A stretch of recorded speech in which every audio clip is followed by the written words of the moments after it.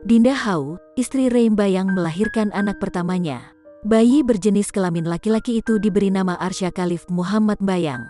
Dinda Hau melahirkan secara caesar di RSIA Bina Medica Bintaro. Dalam unggahan di Instagram, Ray Mbayang langsung menggendong sang buah hati yang baru lahir tersebut. Kebahagiaan terpancar dari raut wajah sahabat Lesti Kejora dan Rizky Bilar ini telah resmi menjadi ayah.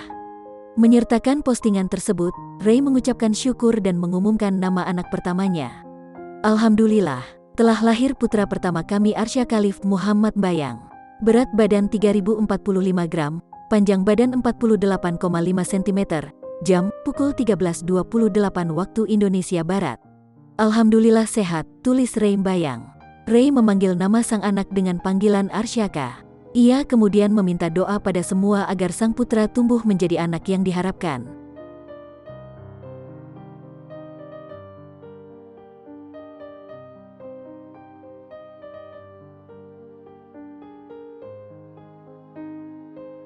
Mohon doanya ya semuanya, semoga Arsyaka menjadi anak yang soleh yang cinta dan sayang sama Allah dan Rasul. Berbudi pekerti luhur dan kebanggaan keluarga, semuanya, sambungnya. Ray juga mengabadikan momen saat sang putra lahir dengan selamat.